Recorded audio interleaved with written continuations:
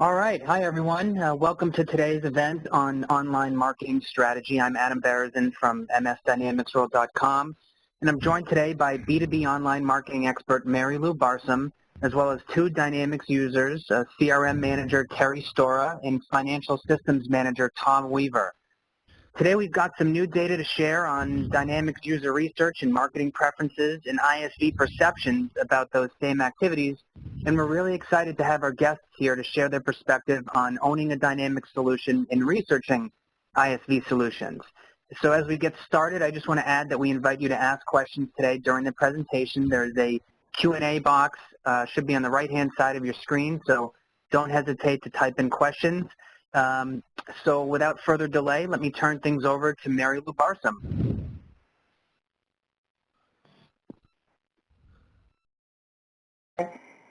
Adam mentioned we decided back in March that it would be really interesting to field a research study to Dynamics users, basically asking them what types of information sources they found most valuable as they searched online related to their own buying process.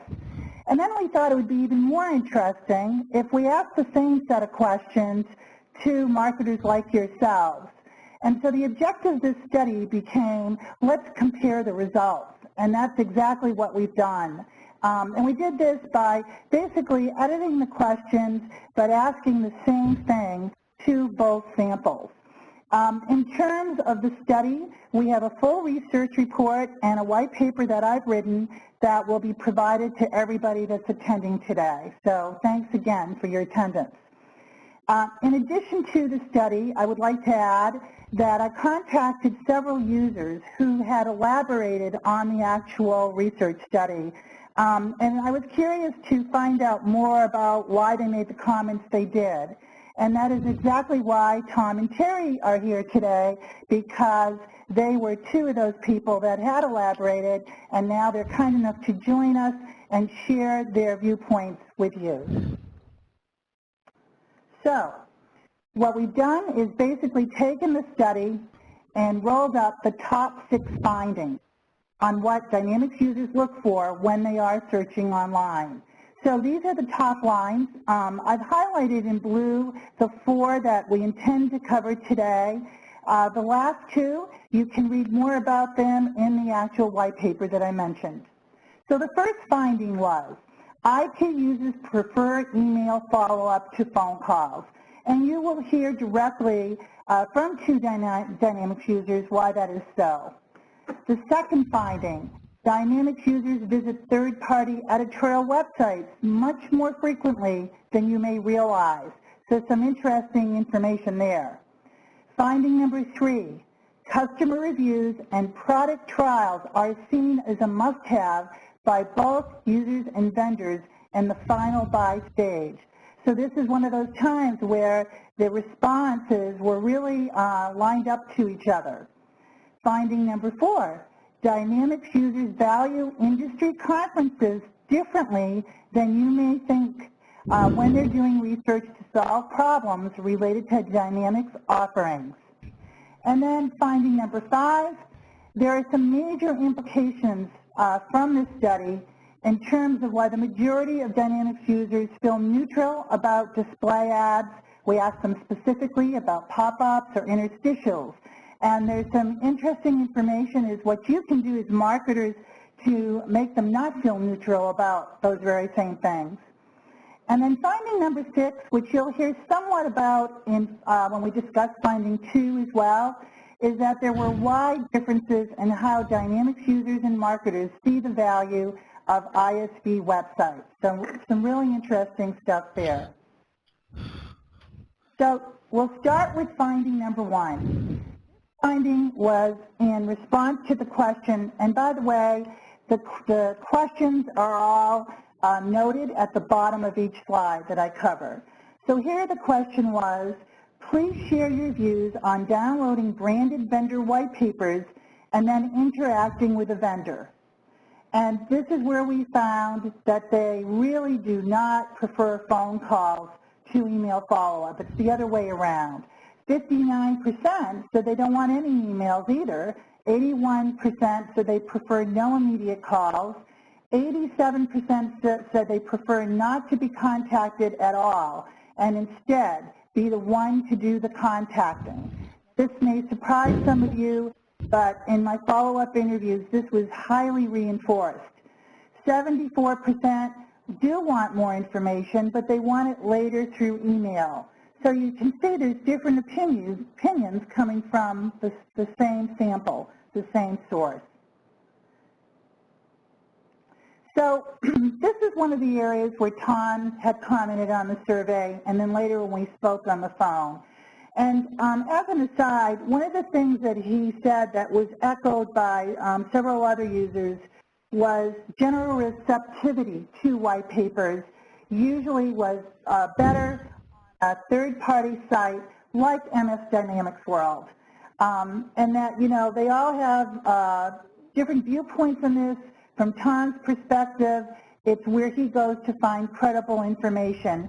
And he takes what is said there editorially as gospel, so he basically feels the same way when it comes to signing up for any kind of vendor webinar or white papers that he would find in that same editorial environment. And then I'll turn it over to Tom to talk about what happens, though, once he does register for an event, what he doesn't want to happen and what he likes to happen. So, Tom, if you could please take it over now. Thank you, Marilou. Yes, essentially, the point that I want to get across is that when I download a white paper, usually I'm contacted before I've even had the chance to read the white paper. So what's happening lately is that I see great content by the titles of white papers, and I don't even download them because of the fear that I'm going to be contacted right away. And I'm not ready at that point to even give an explanation or to even tell the vendor what I think about it at all.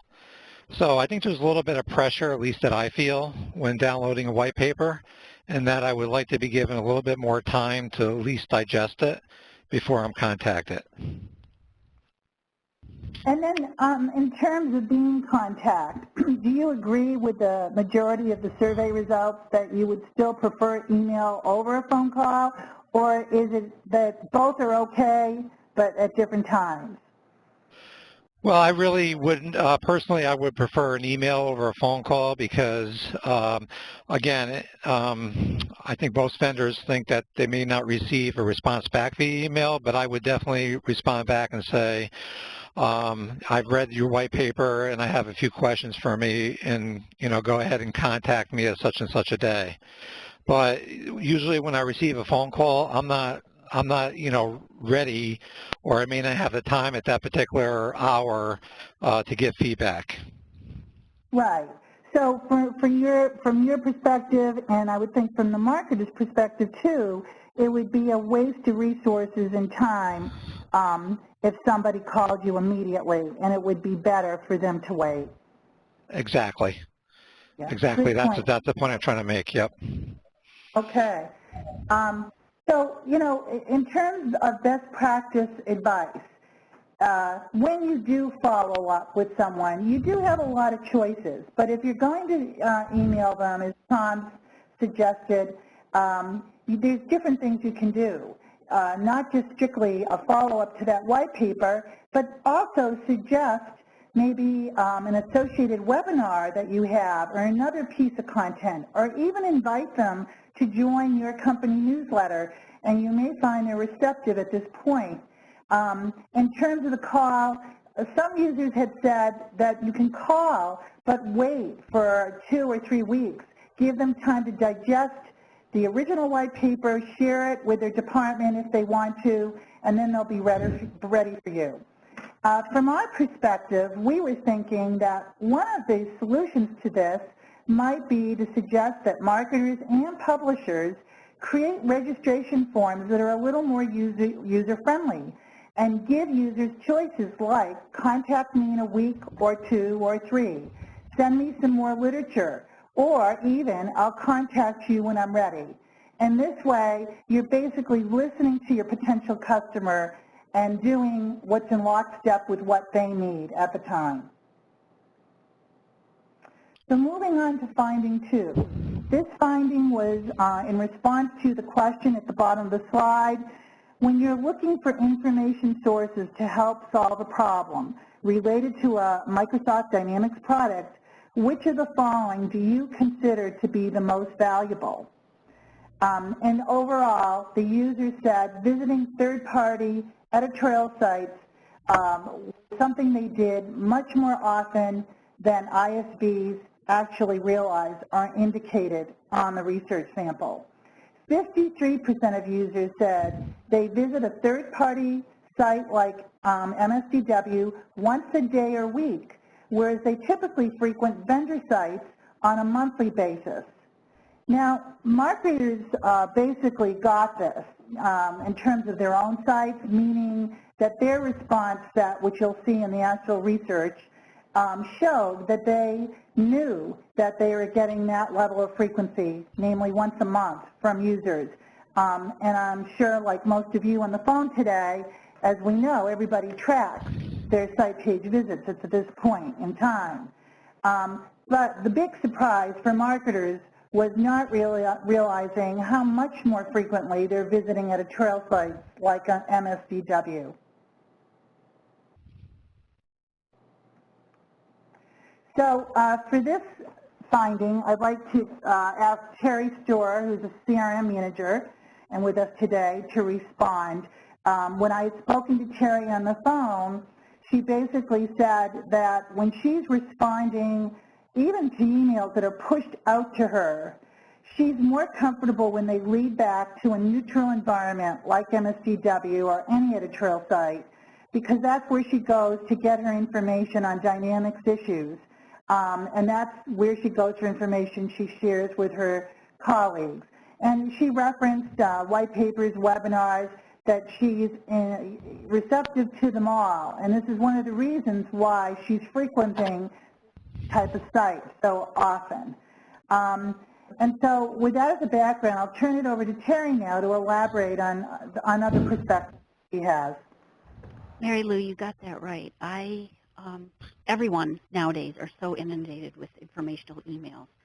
So it's really hard to vet them all and figure out which ones are really valuable to pay attention to. But when I use, or if I get an email from a third-party editorial type of site, then I am much more likely to trust that information and will frequently, almost always, click on it and see what new information is available.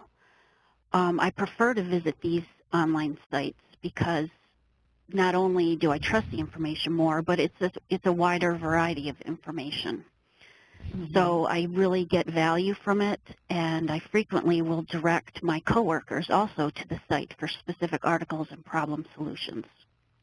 Mm-hmm. And I also, throughout my buying process when I'm researching products, I also use editorial sites throughout my buying process. So there's a wide range of information that meets my needs during that entire process.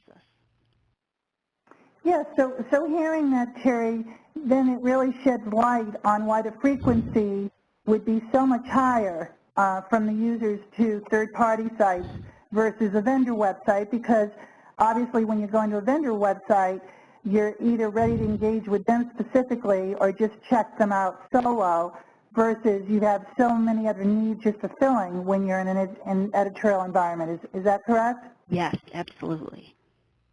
Yeah, well, that's interesting. And based on that, I made the comment in these best practices that it's really important for marketers to think about not only are users going to third-party sites like MSDW for unbiased views on what's going on in a community at large, but they're going there to gain access to your information, as Terry just said, based on the buying stage that they're at and what their particular needs are. Now, those needs could be urgent, or those needs could be long-term. As we know, it isn't unusual for a buying cycle process to go anywhere from 3 to 12 months. So you have to be thinking about the content that you would put on a third-party site and the various marketing tactics you would deploy to eventually convert readers on editorial sites to be potential buyers on your site. And it's, a no-brainer to do that. One of the first things you've got to do is when you're creating your annual marketing plan, think about third-party editorial sites as part of your ongoing mix. And also objectively think about that the relationship between a third-party site and yourselves is one where everyone understands that you eventually want to lead potential buyers from that editorial site, like MSDW, to your own corporate website. That's what everybody's trying to do at the end of the day. But it's best to align yourself with a community like MSDW that's going to provide you with the right types of readers that become the right kinds of leads. So now moving on to a third finding. So based on the question, when making a final decision on a solution or a vendor, which of the following types of content do you refer to? Now, I put this particular response in here. We asked the same question based on every stage of the buying process. So we said, when first investigating dynamic solutions, which of the following types of content do you refer to?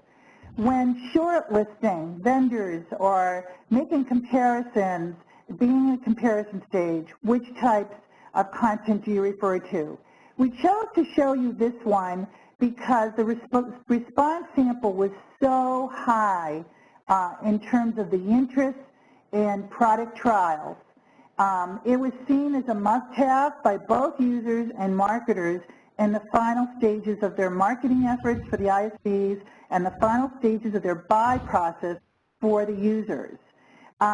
Interestingly, though, users also indicated that when they were in comparison stages as well as final decision stages, they ranked trials #1 in reviews in both stages. But for comparison stages, it's very obvious that marketers rely on their case studies. They ranked those #1 and trials got a 3.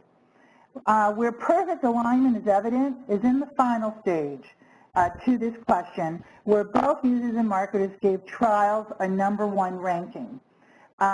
So, I have a lot of experience working with marketers on campaigns that revolve around product trials, and I'm going to comment on some of the things that I've discovered over the years. But before I do, I think it would be really beneficial to hear from Tom on this point because he strongly prefers them, and he'll tell you why. Yeah, some of the third parties that we have, I would say probably about 50%, allow us to actually try out their product on our environment by giving us like temporary registration keys during a trial period in which those registration keys will eventually expire. But I like it a lot because I get to show my users how the product will work in our environment. It's one thing to sit in on a webinar and watch it in another environment, but when you're actually showing your users how it will work in your own environment, it just makes it that much more easier to get approval to purchase the product. And if I were an ISV, I think by giving out trials, you have one foot in the door. I mean, it's now loaded on the system and installed. And, basically, once you're given a more permanent registration key, the product could just be turned on. So this has been really helpful for us. Yeah, good to know, Tom. And one thing I'm curious about, we know what the research sample said, but in your own personal experience, which of the buying stages do you turn to trials like the most frequently? I would say it's probably early to mid stage. Of course, you want to do your homework and on the product itself and make sure it fulfills your need. But once the users get to see it in action, it makes my job a lot easier to get approval to purchase the product. So I would say probably early on.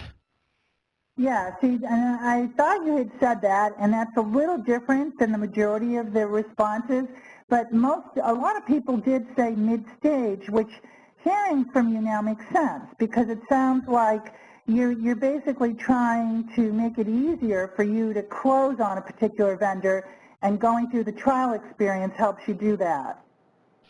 Correct. And those vendors that do not give trials, it takes a little longer to close those deals, as you can imagine. Yeah, exactly. Well, very good points. Thank you. Thank you. In terms of best practices, there's different ways that you can offer trials. I highly encourage that you don't do it exclusively through your own website or your own early telemarketing. One of the things I've seen work very effectively is for marketers to run actually display ad campaigns where the offer in the ad is a link to a trial. And then, you know, based on your situation, you can either offer it in your own environment or, to Tom's point, offer it in their environment, their platform. One of the things that other research has shown, and also my observation of many technology campaigns over the years, is that typically when you generate leads from trial offers, they're going to be very close to end stage, if not end stage, of their buying process. So what does that mean? Well, you heard Tom talk about how the reason he likes them is it makes it easier for him to basically close and sell in the vendor he may be interested in or recommending. So that kind of lead for your own sales pipeline is very valuable. When you run a trial program, though, as a consequence, you can't expect to get the same quantity of leads that you would get from a very generic white paper, okay? So the leads themselves may cost a little more in terms of the cost per lead, but they should be that much more valuable to you because of their mindset, and you heard Tom explain what that is. The other thing that Tom and other people I talked to all commented about is sometimes it's disappointing because they will be very interested in a solution, having trialed it, and then there isn't a strong enough follow-up from the company, either in terms of answering their questions or reaching out to them once they've indicated that they're interested in the product. So make sure you've got your own internal telemarketing services or support staff ready and available to answer user questions once you've got that trial out there. Now on to our fourth and final finding for discussion today. The question here was, which of the following sources do you think are the most valuable to your potential Microsoft Dynamics customers when looking to solve a problem? Okay, and then of course we asked the converse of that to the users, and this was a question where we weren't typically aligning it with stage, but we were just more interested in giving a full array of information sources, online and not. How did the marketers and the users rank those, and what were the similarities and dissimilarities? So what was interesting is that in rank order, users valued Microsoft's own website, followed by peer advice, followed by IT editorial and association websites, followed by conferences, in that order. Marketers indicated the same order of importance, except they ranked peers higher than Microsoft, which I found amusing. So although both groups gave conferences a number 4 rank, having interviewed users and looking through the commentary, what also surfaced was there's a different value that is associated with conferences versus online sources. And it has primarily to do with the need to network and get latest product information on the conference side versus online sources are valued for providing continuous help, as we've heard from Terry and Tom earlier, regardless of where they are in their buying process. Another interesting point from the sample is that if we were to group the rankings for responses favoring all online sources in the aggregate, because there were quite a few of them, IT publisher sites, association sites, business sites, social websites, the user sample highly favors online sources over conferences. So I think it would be great, because this is a very important finding, understanding, Tom and Terry, that the marketers in attendance today, have been very reliant on conferences for years, and many of them also use online, but they're always struggling with how much to invest in each of those and what the value and the payback is on all of them. So I'm going to ask each of you to comment, starting with Tom. Yeah, as far as conferences go, for my personal situation here, my budget is rather tight, so I have to really be choosy on which conferences I go to. My philosophy has always been to try to do Convergence every other year and GPUG Summit every year. However, that is better said than done. It really hasn't happened the way that I envisioned because other things come up that I need to get training on. So, but anyway, in relation to the ISV solutions, I really don't view conferences as the entryway into looking at ISV solutions.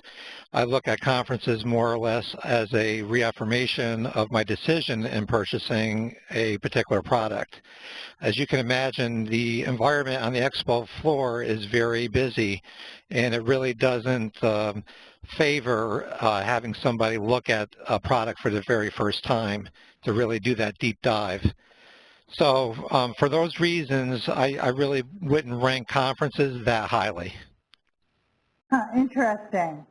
And Terry, you had commented similarly, especially related to how you find conferences being great for interacting with your peers. So if you could comment on that. Certainly. I very much concur with what Tom said as well about the cost of conferences and not always being able to attend them. What I think conferences are great for is meeting industry experts and just the whole social aspect of it. I mean, conferences are typically a lot of fun. When I was director of marketing for a Microsoft Dynamics ISV a few years back, I used like Convergence and other conferences for more of a customer appreciation perspective and not for really introducing my product to new potential customers. It just, like Tom said, the environment is just so chaotic and just not really conducive to any seriously showing off a product. Any serious research that I do and also any training I look for is it can be done online and virtually. So I am online every day and learning new information about my products and learning about new solutions for the CRM system we have here at Raymond. And it's no matter what stage I am in that buying process, I can find information online for helping me out, teaching me about new technologies that are available. And I will actually engage with the vendors who are present online on those third-party sites as I'm in the different stages of my buying process.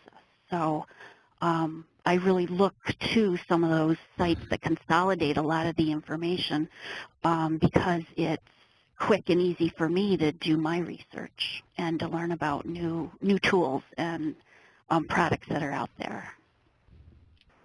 So basically what you're saying is your job requires you on an ongoing basis to be perusing, looking for information, and that you can do that online, whereas conferences are good, but they're just point in time, so they don't serve the same. Yes, exactly. Yeah, interesting. And I noticed that both of you showed a liking for virtual conferences. Tom, you mentioned that you used to attend MSDW's Decisions virtual conference. Either of you comment on, I mean, other than the fact that they are free, which I see. Why those work well for you? Well, there was a chat environment, and you can go visit different booths. I put booths in quotation marks. It was just a more relaxed atmosphere rather than the hustle and bustle of the expo floor. And and I don't want to put down the expo floors at conferences, because I think they do serve a purpose, but especially when you're in the beginning stages of researching a solution, I don't think that's the right atmosphere. Right. Do you have anything to add to that, Terry? I was thinking when I attend a virtual conference, which can be a lot of fun because I can, sit in on whatever talks I'd like to and then visit whatever booths that look interesting.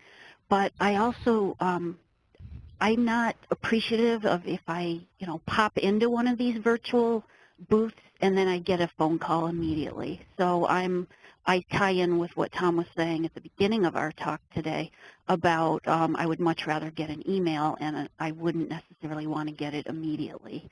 I'm online all the time, so whether you're in a virtual world or your website, whatever type of marketing you do, as long as I have a strong presence online in all the various marketing capacities like content and websites and being on third-party sites, I'm going to find you when I need to. I feel very confident about that.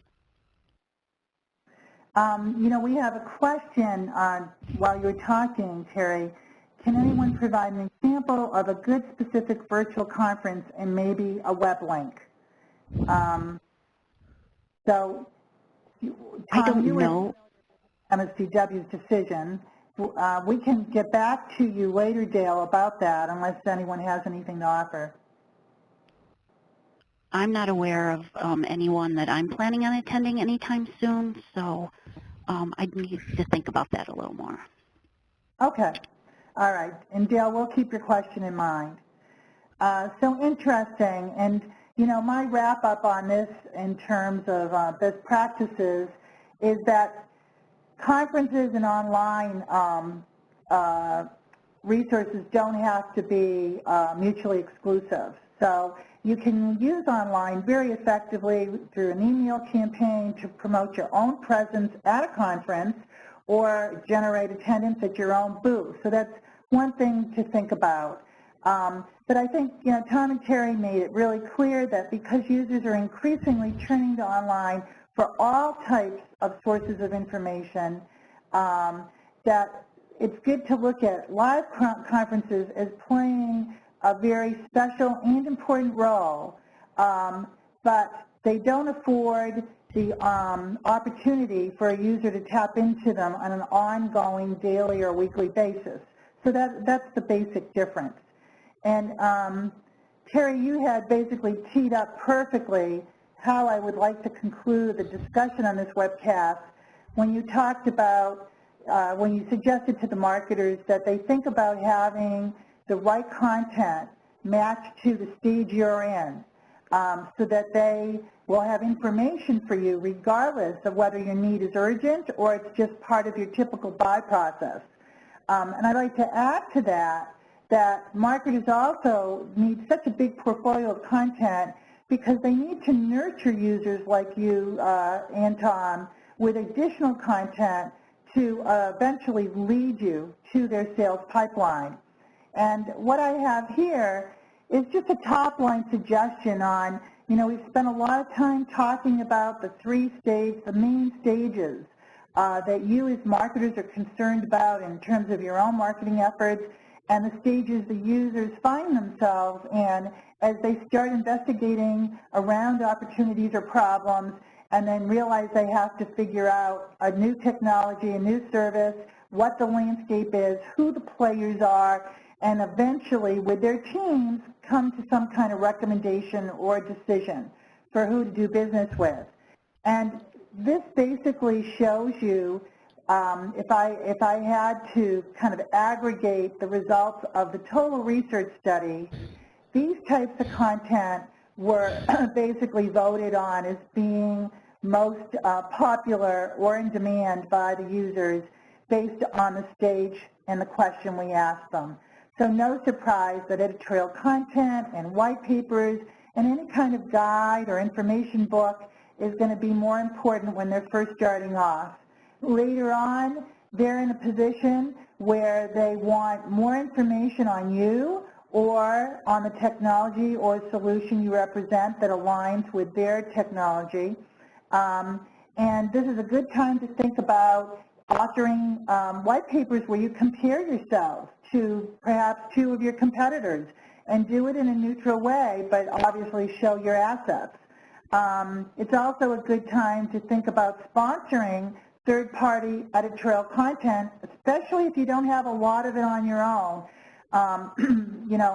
Sites like Microsoft Dynamics World will gladly let you sponsor their content that aligns with your solution. And then in final stage, we heard virtual trade shows, especially trial and software downloads, case studies, as you already know. All that is really important to help close a sale for your product. And of course, this is where you should, in your nurturing efforts, have lots of your own product literature to send out. Because if somebody is still, if you've nurtured a lead this far along and they're still interested, they're ready to hear from you. They are ready for those phone calls when they download this third stage type of information. So I hope this has been helpful. As I said, this is just the top line of the full report. I thank you for attending, and I highly encourage you to read the full report in the white paper. And with that, I'll say goodbye and turn it back over to Adam. Great. Thanks, Marilou. Thanks, Tom and Terry. So yeah, if anybody has any questions, feel free to type them into the Q&A box, and we'll be happy to answer them. So we'll give you a couple of minutes to get your thoughts in order.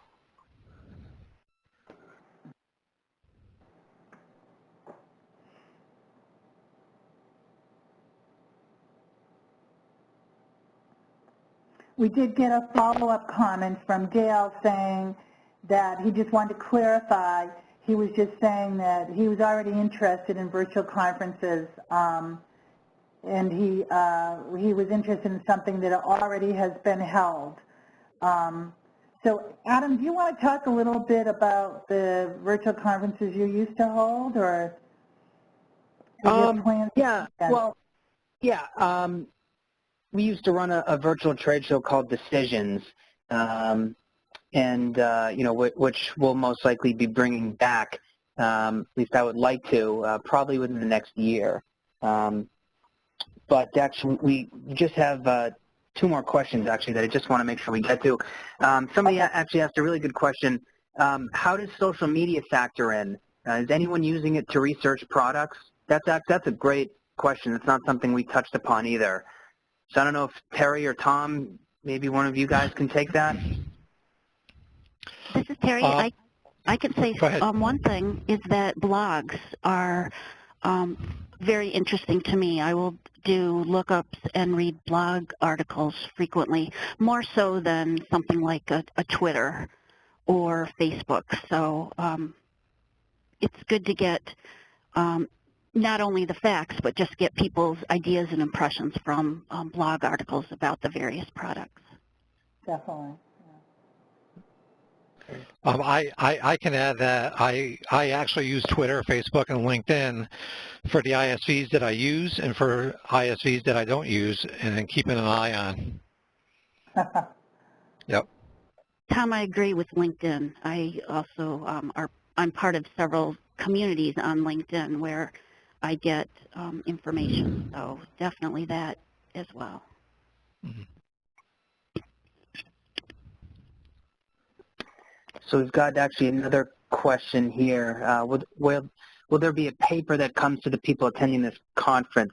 Yeah, we're in the process of finalizing a white paper based on all the data that we compiled from this recent research study. So we'll be sending out a copy of the white paper to everybody, probably in the next week or so.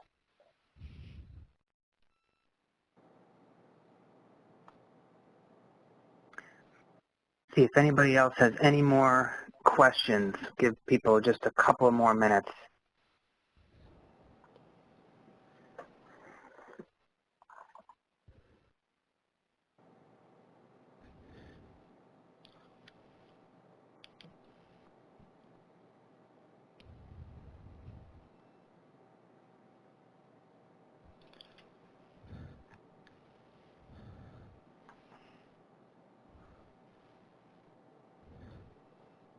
Okay. We have another question, actually. How much lead time before deciding to attend webinars? Probably for either Tom or Terry. So I guess when you see a webcast, promotion come in or something like that, how quickly do you decide to attend that session? Well, Adam, I can tell you that I'm currently using an ISV solution. I've been using it for 6 years now, and I still attend webinars to this day, and they kind of laugh at me, but I learn something new on every webinar that I attend. And it's basically because of the audience questions that drive the content. So, but if I was looking at a product, I probably would attend webinars quite a few times before proceeding in the process, and invite my users to do so as well. Interesting. In the second part of that question, actually, that just came in, and how do you best like to find out about webinars of interest? Where do you go to find out if there are any upcoming webinars that you want to attend? Personally, I receive ISV emails through social media on the MSDW website, and emails that come out from all different sources. I agree with that, but I usually find out about webinars that are interesting to me through like newsletters, so newsletters from like MSDW or from Microsoft themselves. Excellent. We've got actually another good question here. It's either for Tom and or Terry. So you spoke specifically about ISVs. Would the same, quote, route to purchase be used by you if you were looking at an ERP solution?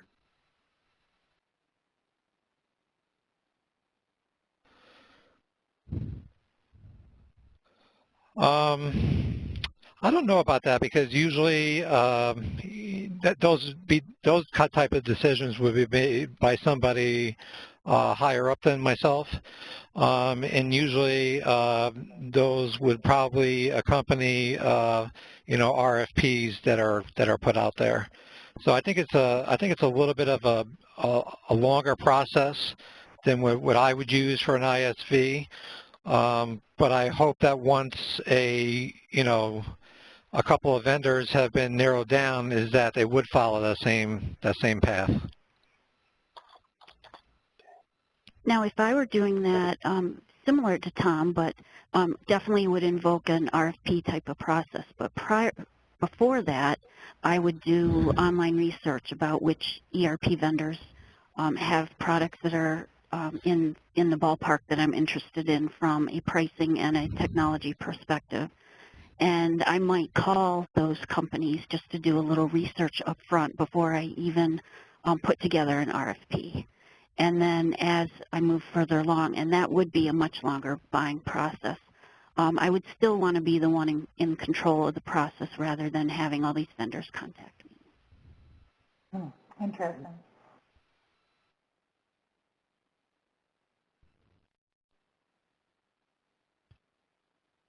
See if any more questions come in.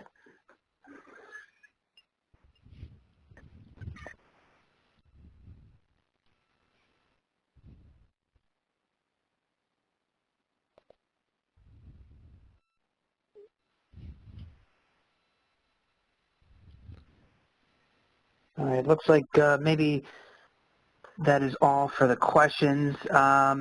So why don't we end here? So once again, Marilou, Tom, and Terry, I'd like to thank you so much for participating in this. It was some really great info.